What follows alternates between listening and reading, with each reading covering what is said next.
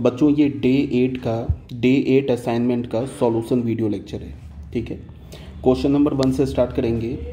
The function f n minus 1 to n defined by f of n the highest prime factor of n. ये बच्चे 2024 JEE mains shift 1 का question है। हमारे पास जो function है उसका डोमेन क्या गिवन है, ऑल नेचुरल नंबर एक्सेप्ट 1। को डोमेन क्या गिवन है, एन। और फंक्शन को हमने कैसे डिफाइन किया है, एफ ऑफ एन का मतलब क्या है, the highest prime factor of n. F of n अगर एन डालोगे तो एन का जो इमेज आएगा वो क्या आएगा, एन का हाईएस्ट प्राइम फैक्टर। क्वेश्चन में ऑप्शन में क्या गिवन है, both 1 1 and onto, 1 1 only, onto only, neither 1 1 not onto. अब जैसे तुम देखो एफ ऑफ एन क्या गिवन है, the highest prime factor of n. अगर हम इसमें एन की जगह 2 पुट करते हैं तो 2 का हाईएस्ट प्राइम फैक्टर क्या है, 2। तो 2 का इमेज क्या होगा, 2। अगर हमने एन की जगह 4 पुट किया तो 4 का हाईएस्ट प्राइम फैक्टर क्या है, ये भी 2 है। तो 4 का इमेज भी 2 मिल गया। तो 2 का भी इमेज 2 मिला, 4 का इमेज भी 2 मिला। इसका मतलब फंक्शन क्या हो गया, मेनी 1, ठीक है। अब अगर आते हो फंक्शन का को डोमेन क्या है, फंक्शन का को डोमेन तो हमारा नेचुरल नंबर है, ठीक है। अब को डोमेन से हमने एक एलिमेंट उठाया 4। ये जो 4 है ना, किसी भी डोमेन के किसी भी एलिमेंट का प्री इमेज नहीं है। क्यों नहीं है, बिकॉज किसी भी नेचुरल नंबर का हाईएस्ट प्राइम फैक्टर 4 नहीं हो सकता। 4 तो प्राइम नंबर ही नहीं है, तो ये हाईएस्ट प्राइम फैक्टर तो हो नहीं सकता। इसका मतलब कि को डोमेन में एक ऐसा एलिमेंट प्रेजेंट है जिसका प्री इमेज डोमेन में एग्जिस्ट नहीं कर रहा है। तो फंक्शन क्या हो गया, इंटो हो गया। तो फाइनली क्या मिला, hence F is many 1 into function. तो फंक्शन हमारा मेनी 1 भी है, इंटो भी है। इसका मतलब option D is correct. Next question में आते हैं। एफ फंक्शन गिवन है ऑल रियल नंबर, डोमेन क्या है, ऑल रियल नंबर एक्सेप्ट -2, को डोमेन है आर। जी फंक्शन गिवन है हमारा ऑल रियल नंबर एक्सेप्ट -5/2, को डोमेन है आर। एफ एक्स फंक्शन को ऐसे डिफाइन किया, जी एक्स फंक्शन ये डिफाइन किया है। Then the domain of the function f o g. तो हमसे क्या बोल रहा है, एफ सर्कल जी फंक्शन का डोमेन निकालो। 2024 शिफ्ट 2 का क्वेश्चन है, जेईई मेंस का, पिछले साल का प्रीवियस ईयर का क्वेश्चन है। डोमेन क्या है फंक्शन का, ऑल रियल नंबर एक्सेप्ट -2, को domain is all real number. F x को हमने ये डिफाइन किया है। सेकेंड फंक्शन जो हमने जी फंक्शन लिया है, इसका डोमेन क्या है, ऑल रियल नंबर एक्सेप्ट -5/2, को डोमेन है ऑल रियल नंबर। ये हमने जी एक्स फंक्शन डिफाइन किया है।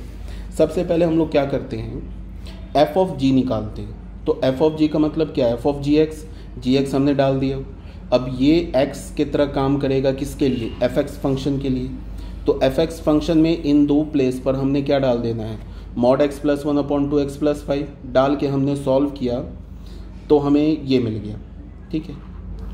सबसे पहला कंडीशन, हमें एफ सर्कल जी का डोमेन निकालना है। तो एफ सर्कल जी फंक्शन में जो हमने जी एक्स फंक्शन डाला है, ये किस एक्स के लिए डिफाइन नहीं है। जी एक्स फंक्शन देखो, जी एक्स फंक्शन किस एक्स के लिए डिफाइन नहीं है, ये -5/2 के लिए डिफाइन नहीं है। तो -5/2 जी एक्स फंक्शन के डोमेन में नहीं है। तो अगर -5/2 जी एक्स फंक्शन के डोमेन में नहीं है तो f of g x function के डोमेन में भी नहीं होगा। बिकॉज यहाँ पे तो हम एक्स की जगह -5/2 डाल ही नहीं सकते, बिकॉज अगर यहाँ पे हमने x -5/2 डाला तो g x function not defined हो जाएगा। और अगर g x function not defined हो गया तो f of g x function not defined हो जाएगा। तो डोमेन में तो पहले एक -5/2 नहीं आएगा, क्लियर है। उसके बाद हमने एफ सर्कल जी फंक्शन को ऐसे डिफाइन किया, ठीक है। अब ये जो मॉड एक्स है, ये तो हमारा पॉजिटिव नेगेटिव कुछ भी हो सकता है। तो हम दोनों केस को लेके चलते हैं। पहले तो हमने बोल दिया कि ऑल रियल नंबर एक्सेप्ट -5/2 से फर्स्ट इक्वेशन माना। अब एफ सर्कल जी को हमने एक्स को अगर ग्रेटर देन इक्वल्स टू 0 माना तो ये मॉड एक्स क्या हो जाएगा, एक्स हो जाएगा। तो यहाँ पे क्या हो जाएगा, 8x + 17, और यहाँ पे क्या होगा, 4x + 7। तो इस केस में एफ सर्कल जी हमारा बन गया 8x + 17/4x + 7, ठीक है। अब क्या होगा, एक ये बन गया। तो इसको डिफाइंड होने के लिए फिर अगेन डिनोमिनेटर 0 नहीं हो सकता। इसका मतलब x जो हमारा -7/4 नहीं हो सकता, ये हटा दिया। एक तो -5/2 हटाया, -7/4 हटाया, ठीक है। ये 2 पॉइंट हट गया। अब अगर x हमारा निगेटिव है तो ये मॉड ऑफ x क्या होगा, -x। तो यहाँ पे क्या होगा, 6x - x क्या बन जाएगा, 4x प्लस का 17, ये तो न्यूमरेटर में आ गया। और यहाँ पे अगर तुम मॉड x की जगह -x डालोगे तो ये तो कैंसिल हो जाएगा, डिनोमिनेटर में आ गया 7। अब ये तो डिफाइंड है सभी रियल नंबर के लिए एक्सेप्ट दिस 2 पॉइंट, -5/2 -7/4। तो फाइनली हमारा डोमेन क्या मिला, सिर्फ हमें ऑल रियल नंबर में -5/2 को इंक्लूड नहीं करना है, इस -5/2 पर gx फंक्शन डिफाइन नहीं होगा और -7/4 पर f ऑफ gx फंक्शन भी डिफाइन नहीं होगा। तो ऑल रियल नंबर से इन दोनों को हटा दो, फाइनली हमें क्या मिल जाएगा, domain of f of g, means option D is correct. ठीक है, यहाँ पे थोड़ा सा गलत दे रखा है, ऑप्शन ए लिखा है but option D is correct. ठीक है, नेक्स्ट क्वेश्चन में आ जाओ। कंसीडर द फंक्शन, एक फंक्शन गिवन है 1/2 से 1 से ऑल रियल नंबर। ठीक है, ये फंक्शन गिवन है। यहाँ पे थोड़ी सी मिस्टेक ये हो गया है कि क्वेश्चन में ना 4√2 ये जो ये -3 नहीं है, ये एक्चुअली ये जो 3 है ना यहाँ पे क्यूब है। थोड़ा सा क्वेश्चन में मिसप्रिंट है, वो मैं ठीक कर देता हूँ। ये जो यहाँ पे जो है ना ये है तुम्हें ये 4x³ है, यहाँ पे ये ऐसे लिखा हुआ है, ये 3 पावर यहाँ पे है। रुक जाओ, मैं क्वेश्चन ठीक कर देता हूँ।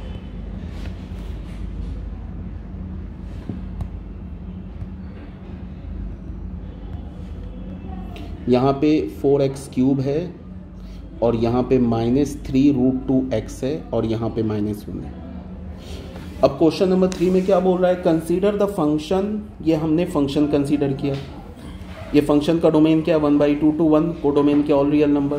फंक्शन में हमने क्या बोला 4√2x³ -3√2x -1, ये हमने फंक्शन लिया। अब दो स्टेटमेंट गिवन है, consider the statement the curve y is equals to f of x intersect x axis exactly at 1 point. ये जो कर्व है x एक्सिस को एग्जैक्टली एक पॉइंट पर इंटरसेक्ट कर रहा है, ये तो है हमारा स्टेटमेंट 1।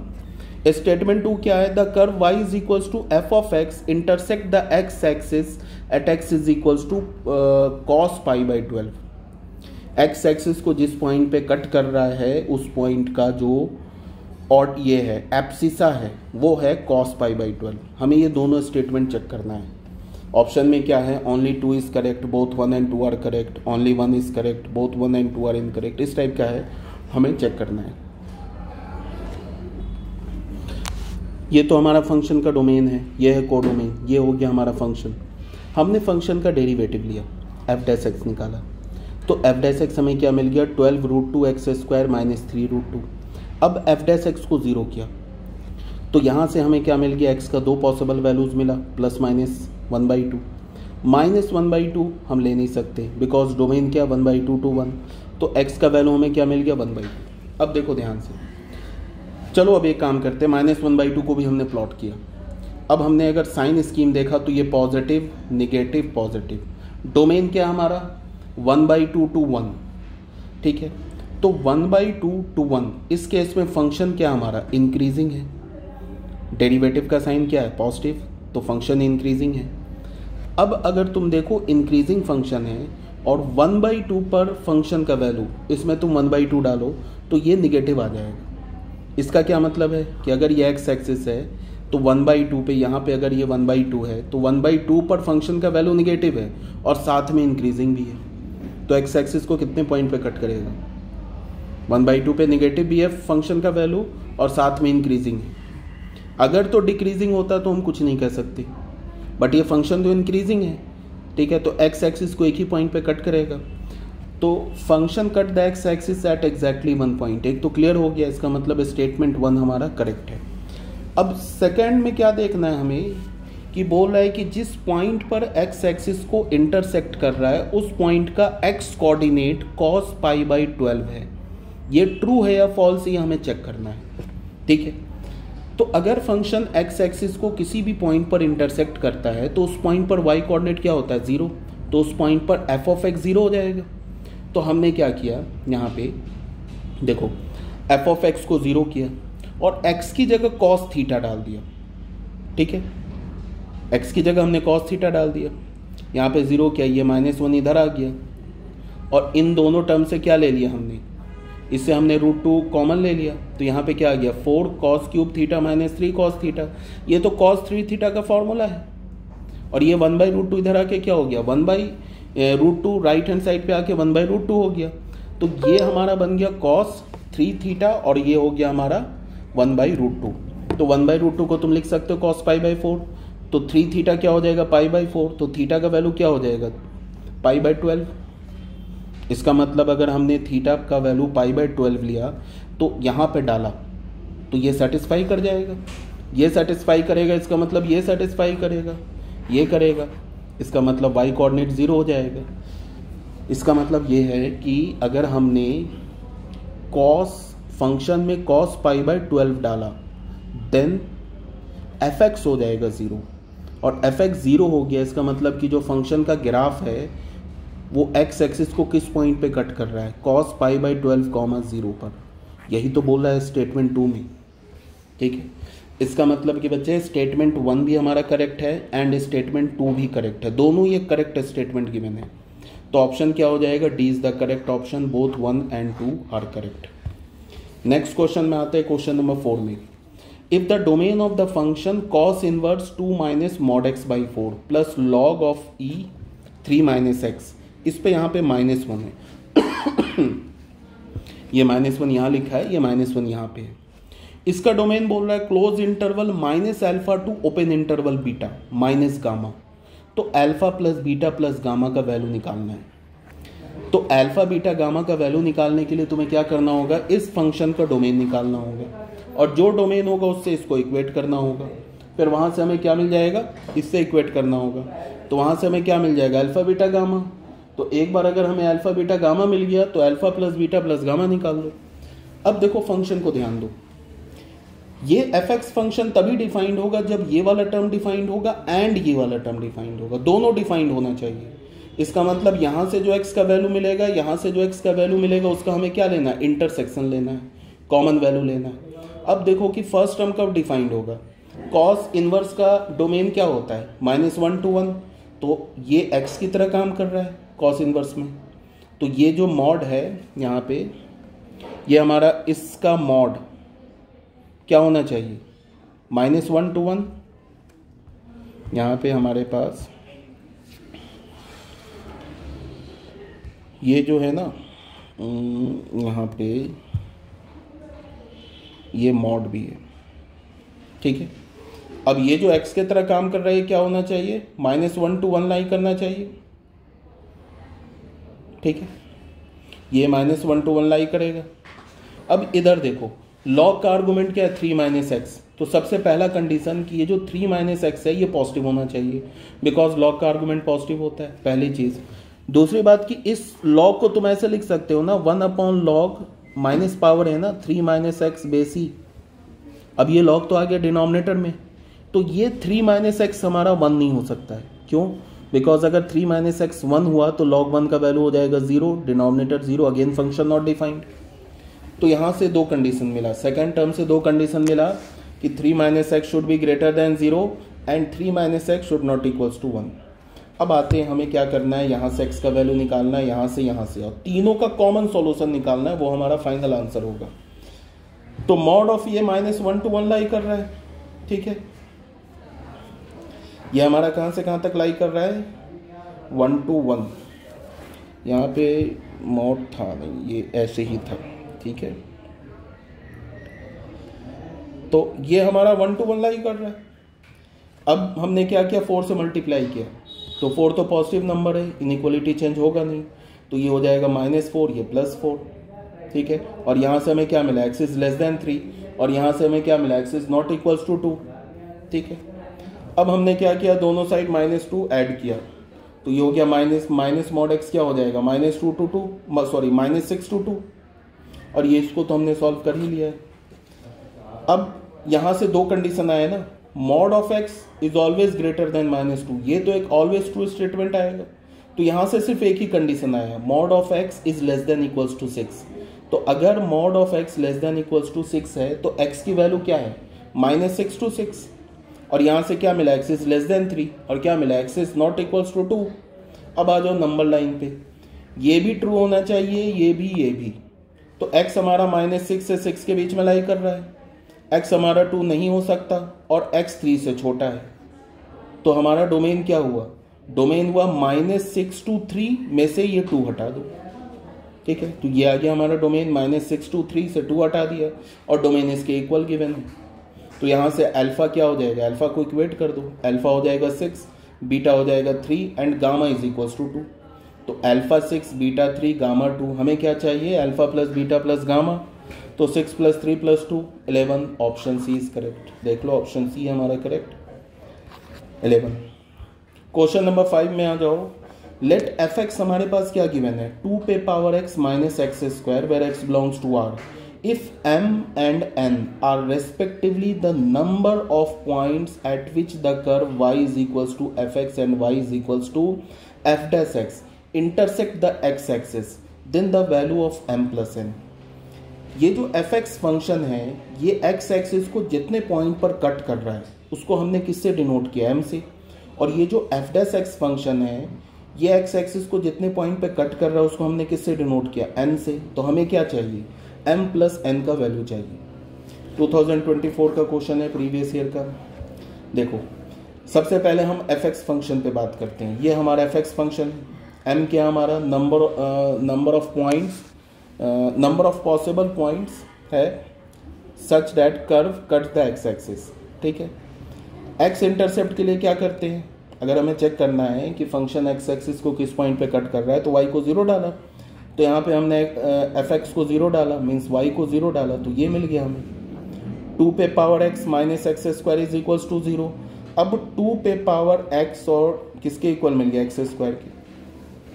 बच्चे अब ग्राफिकली देखो, ये जो ग्राफ है ये एक्स स्क्वायर का ग्राफ है, ये ग्राफ ओरिजिन से पास करेगा। ठीक है, तो एक बात तो हमें कंफर्म दिख रहा है, और ये वाला जो ग्राफ देख रहे हो ना ये 2 पे पावर x का ग्राफ है, ये ग्राफ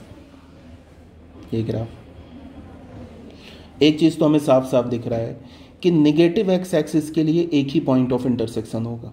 क्यों, बिकॉज ये जो एक्स स्क्वायर का ग्राफ है ये इधर कंटिन्यूसली ऊपर जाएगा और ये कंटिन्यूसली नीचे जाएगा, तो कोई इंटरसेक्शन हो नहीं सकता, एक ही इंटरसेक्शन होगा।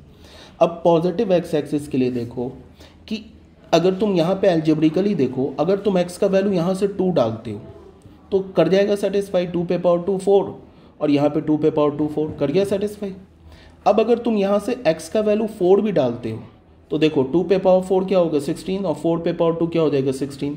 तो पॉजिटिव x के लिए 2 ही पॉइंट ऑफ इंटरसेक्शन आएगा, मतलब कि 2 पे पावर x का ग्राफ क्या होगा, ऐसे कट करते हुए एक्स स्क्वायर को ऐसे कट करके इधर ये चला जाएगा और ये इधर चला जाएगा, 2 ही पॉइंट ऑफ इंटरसेक्शन आएगा।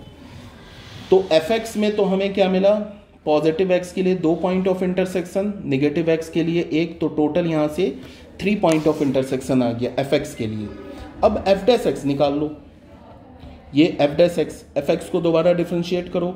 2 पे पावर x का डेरिवेटिव क्या होगा, 2 पे power x ln 2, x square का डेरिवेटिव होगा 2x। अब 2 पे पावर x ln 2 को हमने 2x के इक्वल कर दिया। अब 2 पे पावर x का ग्राफ और 2 पे पावर x ln 2 का ग्राफ ये तो सेम होगा, मतलब ग्राफ का जो कर्वेचर होगा वो तो सेम होगा। तो यही होगा हमारा 2 पे पावर x ln 2 का ग्राफ। और ये 2x जो ग्राफ होगा ये कैसा होगा, ये ओरिजिन से पास करेगा तो ये ग्राफ होगा। तो यहाँ पे क्या आ गया, 2 पॉइंट ऑफ इंटरसेक्शन, तो n का वैल्यू 2, m का वैल्यू 3, तो टोटल कितने पॉइंट ऑफ इंटरसेक्शन आ गए 5। क्वेश्चन नंबर 6 में आ जाओ। क्वेश्चन नंबर 6 में हमारे पास क्या है, एक fx फंक्शन गिवन है, gx फंक्शन गिवन है। हमसे क्या बोल रहा है कि f ऑफ gx का रेंज निकालो, 2024 का क्वेश्चन।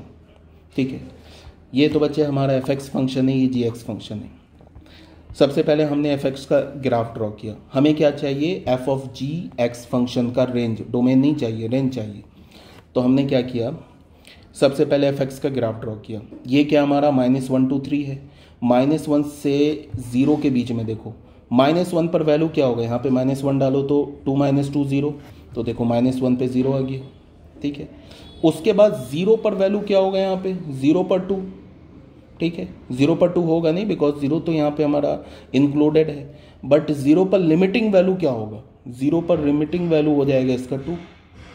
तो देख लो 0 पर लिमिटिंग वैल्यू ये आ गया इसका 2। ठीक है, अब 0 पर एग्जैक्ट वैल्यू क्या होगा, यहाँ डाल दो, बिकॉज यहाँ पे 0 के लिए डिफाइंड है। तो 0 पर 1, तो यहाँ पे 1 हो गया।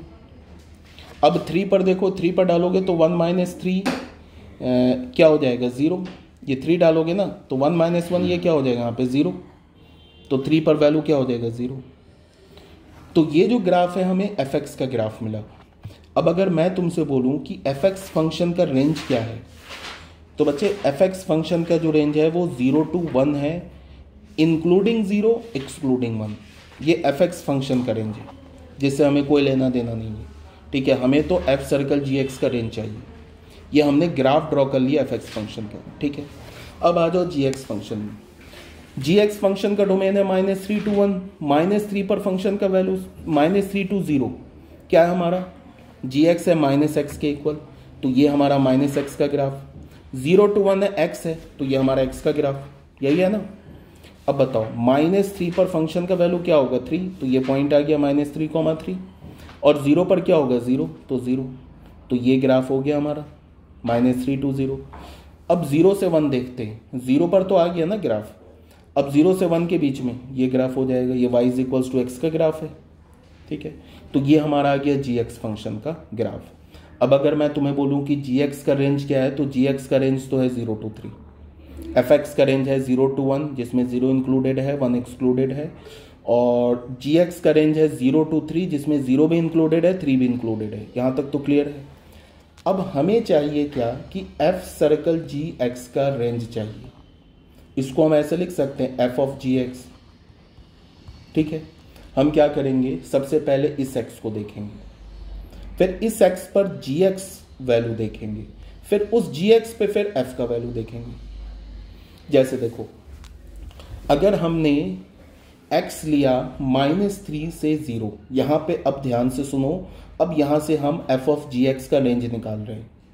अगर हमने x का वैल्यू लिया -3 to 0, ठीक है, तो gx सबसे पहले क्या होगा, x से gx में जाएंगे, फिर gx से g of fx में जाएंगे, सॉरी f of gx में जाएंगे, यही जाएंगे ना। पहले तो हम x का वैल्यू सिलेक्ट करेंगे, फिर x के वैल्यू से देखेंगे कि gx का क्या वैल्यू आ रहा है, फिर उस gx से f of gx का वैल्यू देखेंगे। तो अगर हमने x का वैल्यू -3 से 0 लिया, तो gx कहां से कहां तक आ रहा है 0 to 3, देख लो रेंज आ रहा है 0 to 3। अब ये 0 से 3 हम fx के डोमेन में रखेंगे। यहां पे ग्राफ में देखो,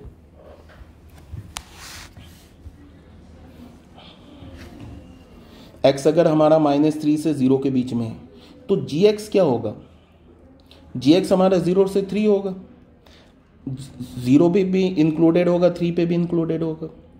तो ये जो gx हमारा 0 से 3 के बीच में आ रहा है, ठीक है। तो अगर ये 0 से 3 के बीच में आ रहा है, 0 से 3, तो इसका क्या रेंज हो जाएगा, देखो ये gx है ना हमारा, अगर ये gx 0 से 3 के बीच में है, तो f of gx का वैल्यू क्या होगा, यहाँ पे देख लो 0 से 3, तो f of gx क्या होगा 0 to 1, तो ये आ गया 0 to 1। कहने का मतलब है कि अगर हमने x का वैल्यू -3 से 0 लिया, तो f of gx का वैल्यू क्या होगा 0 to 1। इस रेंज में, इस केस में ये रेंज होगा f of gx का, ठीक है। फिर अगर हमने x का वैल्यू -3 से 0 लिया, तो gx का वैल्यू क्या होगा, gx का वैल्यू होगा 0 to, ये तो 1 हो जाएगा ना, यहाँ पे gx का वैल्यू होगा 0 to 1, ठीक है।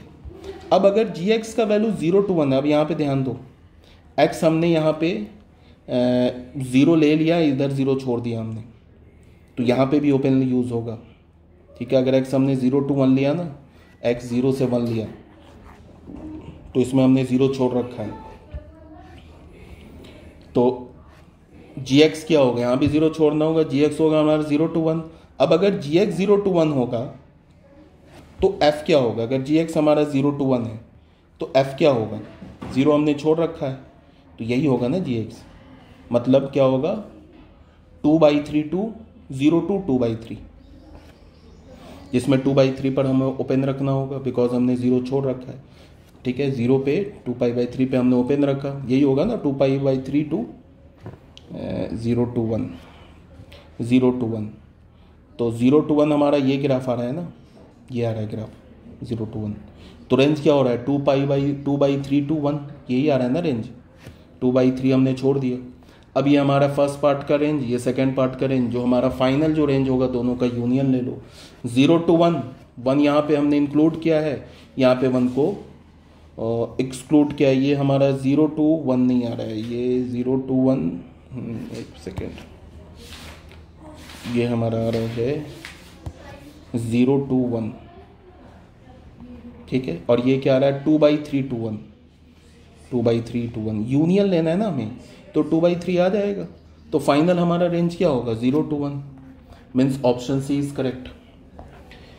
नेक्स्ट क्वेश्चन में आते हैं, क्वेश्चन नंबर 7। बच्चे ये फंक्शन गिवन है, ठीक है, log this cos inverse this, ये तो बहुत इजी क्वेश्चन है। ये डिफाइंड होने के लिए क्या होना होगा, ये तो आर्गुमेंट है लॉग का, पॉजिटिव होगा, और ये कॉस इनवर्स का आर्गुमेंट है, ये -1 से 1 के बीच में लाई करेगा। यहाँ से जो x का वैल्यू आएगा, यहाँ से जो x का वैल्यू आएगा, उसका क्या लेना हमें, इंटरसेक्शन, वो फाइनल फंक्शन का डोमेन होगा।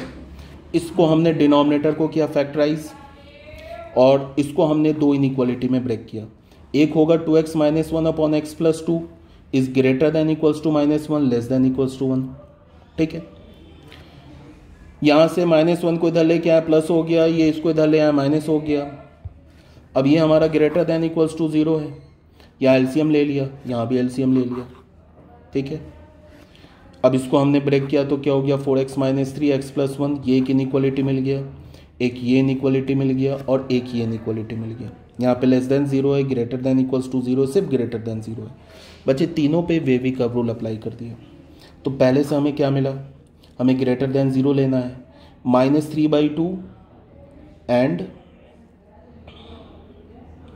-1 एंड 3/4, ये तीनों हमारा नहीं आएगा डोमेन में, बिकॉज ये ग्रेटर देन 0 है। तो न्यूमरेटर से जो रूट आ रहा है उसको भी हमें इंक्लूड नहीं करना है, और डिनोमिनेटर के रूट को तो हम कभी इंक्लूड नहीं करते।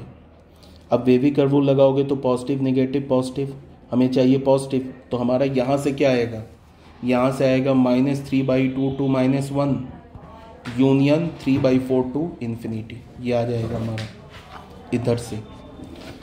दूसरा यहाँ से क्या आएगा, ये भी ग्रेटर देन इक्वल्स टू 0 लेना है, इक्वल्स टू 0 है तो न्यूमरेटर के रूट को कंसीडर करेंगे, तो -1/3 ले लिया, -2 को छोड़ दिया, तो यहाँ से रेंज आ गया -∞ to -2 ओपन, -1/3 क्लोज से पॉजिटिव इन्फिनिटी। यहाँ लेस देन इक्वल्स टू 0 लेना है, तो यहाँ पे क्या आएगा -2 ओपन से क्लोज 3 तक। अब इन तीनों का इंटरसेक्शन लेना है, तो सबसे पहले हमने क्या किया, इन सभी को एक नंबर लाइन पे रखा। सबसे छोटा क्या है -2, उसके बाद -3/2, -1, -1/3, 3/4, 3। पहला क्या बोल रहा है, पहला -3 to -1, देखो -3 to -1 दोनों पर ओपन है, -3 एंड -3/2 एंड -1 पर। फिर क्या है 3/4 to इन्फिनिटी, ये ले लिया हमने। दूसरा क्या है हमारे पास, दूसरा है -∞ to -2 यूनियन -1/3 से पॉजिटिव इन्फिनिटी। तीसरा क्या है बिटवीन -2 एंड 3, तो ये -2 और 3 ले लिया हमने, -2 से 3 के बीच में। तो हमें फाइनल आंसर क्या मिल रहा है, यही देखो, यही नहीं आ रहा है हमारा फाइनल रेंज, ये x का वैल्यू। हमें क्या करना है, -3/4 को छोड़ देना है, 3 को ले लेना है, तो ये आया ना हमारा फाइनल डोमेन। क्या है 3/4 ओपन टू 3 क्लोज्ड, और ये किसके इक्वल है, अल्फा बीटा के इक्वल है। इसका मतलब अल्फा का वैल्यू आ गया 3/4, बीटा का वैल्यू आ गया 3। हमें क्या चाहिए 5 बीटा -4 अल्फा। यहाँ बीटा अल्फा का वैल्यू कैलकुलेट करो, आंसर आ जाएगा 12, means option B is correct. Next question में आ जाओ। नेक्स्ट क्वेश्चन में हमारे पास fx गिवन है, function 4x + 3 upon 6x - 4 where x is not equals to -2/3। -2/3 पर डिनोमिनेटर 0 हो जाएगा। f ऑफ fx gx के इक्वल है, ठीक है। और फिर क्या बोल रहा है कि g फंक्शन जो हमने डिफाइन किया है ऑल रियल नंबर एक्सेप्ट 2/3, ये तो हो गया डोमेन, को डोमेन हो गया ऑल रियल नंबर एक्सेप्ट 2/3। हमें क्या चाहिए g ऑफ g4, इसका वैल्यू चाहिए। ये f फंक्शन है, f ऑफ x पहले हमने निकाला, ये gx के इक्वल है, गिवन है ना, f ऑफ x gx के इक्वल है। तो सबसे पहले तो हमने ये चेक किया कि f ऑफ x फंक्शन है क्या, तो f फंक्शन में दोबारा fx फंक्शन डाल दिया, कैलकुलेट किया तो हमें x मिल गया। इसका मतलब क्या है कि जो gx फंक्शन है वो x के इक्वल है, because f of x gx के इक्वल है, और एफ ऑफ एक्स की वैल्यू एक्स आई तो जी एक्स की भी वैल्यू एक्स हो गई। अब हमें जो फाइंड आउट करना है वो करना है जी ऑफ जी फोर। तो एफ ऑफ एफ एक्स के इक्वल है तो जी एक्स आया। दोबारा इसमें जी फंक्शन अप्लाई करोगे तो g of g x again g x आ जाएगा। फिर जी फंक्शन अप्लाई करो तो जी एक्स क्या आ जाएगा, अगेन जी एक्स आ जाएगा, एक्स के इक्वल आ जाएगा। हमें इसका फंक्शन का वैल्यू चाहिए 4 पर, तो यहाँ 4 डालो तो ये 4 आ जाएगा, means option D is correct. Next question में आ जाओ। Two integers x and y are chosen with replacement from the set 1 2 से लेके 10 तक, then the probability that mod of x minus y is greater than 5। Question समझो, हमारे पास set क्या given है, 0 1 2 3 से लेके 10 तक, ये हमारे पास सेट गिवन है। ठीक है, अगर मैं बोलूं कि टोटल कितने नंबर्स हैं, 11 नंबर्स हैं। ठीक है, इस 11 नंबर्स में हमें 2 नंबर्स को सिलेक्ट करना है 1 by 1 विथ रिप्लेसमेंट। तो टोटल कितने परमुटेशन बनेंगे, 2 नंबर हमें सिलेक्ट करना है विथ रिप्लेसमेंट। अगर मैं बोलूं टोटल कितने परमुटेशन बनेंगे, तो तुम फर्स्ट केस में इन 11 में से कोई एक नंबर कितने वे से सिलेक्ट कर सकते हो, 11 वे से, बिकॉज 11 नंबर्स अवेलेबल है। कोई भी एक नंबर उठा लो, जो नंबर तुमने सिलेक्ट कर लिया उसको तो रिप्लेस कर देना है। मान लो तुमने 2 सिलेक्ट कर लिया तो 2 को दोबारा डाल दिया इसमें, तो अगेन 11 नंबर्स हो गए। फिर दोबारा तुम कितने वे से सिलेक्ट कर सकते हो, 11 वे से। तो total number of permutation of 2 numbers बन जाएगा 121। पहले तो ये समझना है, और यही 121 हमारा क्या है, number of element in sample space, पहले ये समझना है। हाँ, विदाउट रिप्लेसमेंट की बात करता तब ये बन जाता 11 इंटू 10, तब ये बन जाता 110, और ये बन जाता हमारा number of element in sample space. लेकिन ये बात क्या कर रहा है, विथ रिप्लेसमेंट। तो सैंपल स्पेस में टोटल 11 इंटू 11 121 एलिमेंट्स होंगे। पहले तो ये क्लियर होना चाहिए। अब आते हैं हमसे किस इवेंट का प्रोबेबिलिटी पूछ रहा है। हमने जो 2 नंबर सेलेक्ट किया उन दोनों नंबर्स के डिफरेंस का एब्सोल्यूट वैल्यू 5 से ग्रेटर होना चाहिए, इसकी प्रोबेबिलिटी पूछ रहा है। तो हमें तो फाइंड आउट करना होगा ना कि 121 परमुटेशन में से ऐसे कितने परमुटेशंस हैं, ऐसे कितने 2 नंबर्स हैं जिनके एब्सोल्यूट वैल्यू का जिनके डिफरेंस का एब्सोल्यूट वैल्यू 5 से ग्रेटर है। ये हमें कैलकुलेट करना होगा। तो देखो कैसे कैलकुलेट करेंगे। अगर हमने पहला नंबर 0 सिलेक्ट किया तो दूसरा नंबर 5 तक सिलेक्ट नहीं कर सकते। क्यों, 0 और 1 अगर तुमने ये 2 नंबर सेलेक्ट कर लिया तो 0 माइनस 1 ले लो या 1 माइनस 0 ले लो, दोनों का एब्सोल्यूट वैल्यू क्या है, 5 से छोटा है, बट यहाँ पे तो बोला 5 से ग्रेटर होना चाहिए। तो अगर हमने पहला नंबर 0 सेलेक्ट किया तो दूसरा नंबर 5 तक नहीं ले सकते। कहाँ से ले सकते हैं, 6 7 8 9 10। अब 0 के साथ इन तुम 5 नंबर में से किसी भी एक नंबर के साथ कॉम्बिनेशन लो, उसके डिफरेंस का एब्सोल्यूट वैल्यू लो, वो 5 से ग्रेटर मिलेगा। जैसे 0 और 5, 6 का देख लो, 0 माइनस 6 का ले लो या 6 माइनस 0, ये 5 से ग्रेटर है।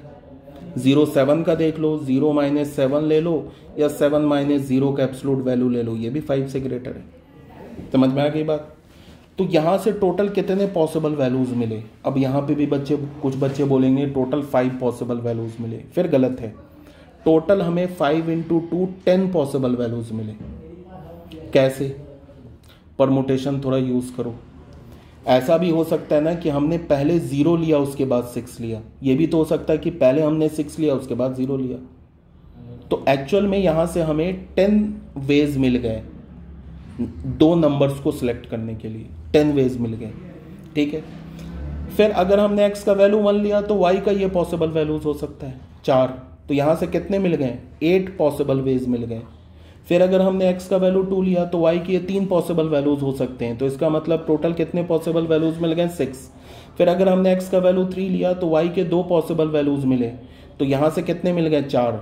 फिर अगर हमने x का वैल्यू 4 लिया तो y का एक सिंगल पॉसिबल वैल्यूज मिला, क्या हो गया, 2, 4 10 10 4। तो टोटल पॉसिबल वैल्यूज क्या हो गया हमारा, 5 + 4 + 3 + 2 + 1 × 2 30। और सैंपल स्पेस में कितने एलिमेंट है 121, तो आंसर क्या हो गया 30/121, option A is correct. 2024 JEE Mains का क्वेश्चन है। नेक्स्ट में आ जाओ क्वेश्चन नंबर 10, ये भी 2024 का है बच्चे। ये तो एनसीईआरटी का क्वेश्चन है, सिंपल एनसीईआरटी का क्वेश्चन उठा के डाल दिया है 2024 में। क्या बोल रहा है, बैग ए कंटेन, ये बेस थ्योरम पे क्वेश्चन है, ये किस पे है, बेस थ्योरम पे। Bag A contain 3 white 7 red and bag B contain 3 white and 2 red balls. One bag is selected at random and a ball is drawn from it. The probability of drawing the ball from the bag A if the ball drawn is white. क्या बोल रहा है कि पहले bag में 3 white ball है 7 red ball है, दूसरे बैग बी में 3 white है एंड 2 रेड है। हमने इन दोनों बैग में से एक बैग को सिलेक्ट किया और उससे एक बॉल निकाला। अगर वो बॉल वाइट बॉल है तो वो बैग ए से निकला, इसकी क्या प्रोबेबिलिटी है, तो यहाँ पे बेस थ्योरम लगेगा। हमने 3 इवेंट लिया। इवेंट E1 क्या बोला, ball is selected from bag A. Event E2 क्या बोला, ball is selected from bag B. Event E क्या बोला, वाइट बॉल इज ड्रॉन। अब हमें क्या बोल रहा है कि अगर वाइट बॉल निकल गया है तो बैग ए से निकला है, इसका मतलब इवेंट E1 अकर हुआ, इसकी क्या प्रोबेबिलिटी है, यही पूछ रहा है ना। तो बेस थ्योरम, यहां पे बेस थ्योरम लगेगा। ये बेस थ्योरम का लिख दिया फॉर्मूला। प्रोबेबिलिटी ऑफ E1 और E2 1/2 1/2। 2 बैग है, 2 बैग में से एक बैग को सिलेक्ट करने की प्रोबेबिलिटी क्या हो जाएगी 1/2। तो इन सब की जगह तो हमने 1/2 लिख दिया, ठीक है। अब ये क्या बोल रहा है, ये बोल रहा है कि अगर तुमने ए बैग को सिलेक्ट कर लिया है तो वाइट बॉल निकलने की क्या प्रोबेबिलिटी है। तो बैग ए में 3 वाइट है 7 रेड है, तो प्रोबेबिलिटी क्या हो जाएगी 3/10। तो यहाँ पे हमने 3/10 लिख दिया, यहाँ भी 3/10 लिख दिया।